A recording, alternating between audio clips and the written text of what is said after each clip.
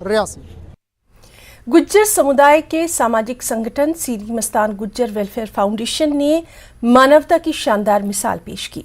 पुंछ से यूपी एक शव को पहुंचाने के लिए निशुल्क एम्बुलेंस सेवा यहां उपलब्ध कराई गई। ये एम्बुलेंस से उत्तर तक आने जाने में करीब 3200 किलोमीटर का सफर तय करेगी। करीब 40,000 रुपये का खर्च आएगा। इस कार्य के लिए उत्तर प्रदेश से शव लेने आए मृतक के परिजनों ने फाउंडेशन का बेहद शुक्रिया अदा किया।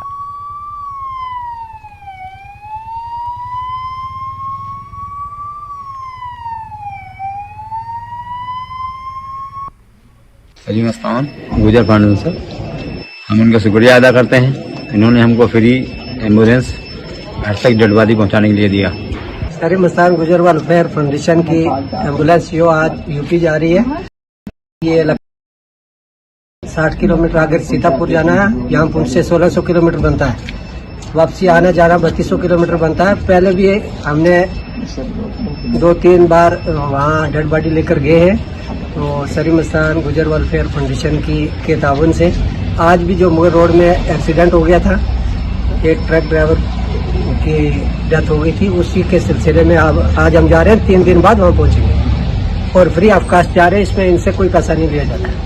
तकरीबन जो 35-40 हज़ार रुपया खर्चा आता है वो फाउंडेशन ही हमारी जो है वो मुहैया करती है। उत्तराखंड के सीर